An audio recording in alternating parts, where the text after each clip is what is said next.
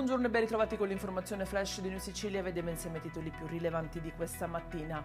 In apertura l'entrata all'ARS di Alessandro Porto, assessore alla Polizia Municipale e alla Protezione Civile del Comune di Catania, che da ieri pomeriggio è deputato regionale. Prende il posto di Giuseppe Castiglione, arrestato nell'ambito dell'inchiesta Mercurio. Rimaniamo in tema nomine. Leonardo Lapiana è stato invece riconfermato segretario generale della CISL Sicilia nel corso del congresso generale del sindacato che si è tenuto ieri a Palermo.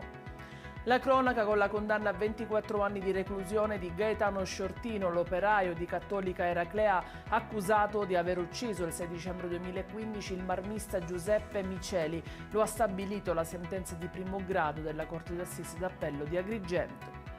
Scoperto un B&B abusivo nel quartiere Zia Lisa a Catania, il titolare ha trasformato un immobile in una struttura ricettiva abusiva interamente legata al tema di un supereroe dei cartoni animati e, come se non bastasse, esternamente ha applicato delle installazioni anch'esse abusive ma soprattutto pericolose.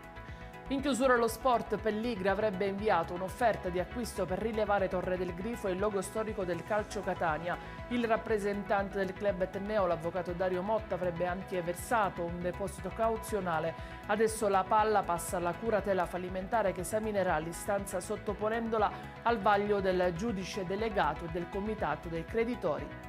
Ed è tutto per questa edizione. Dettagli su queste notizie li trovate sul nostro sito e sui nostri canali social. Grazie per averci seguito e a più tardi.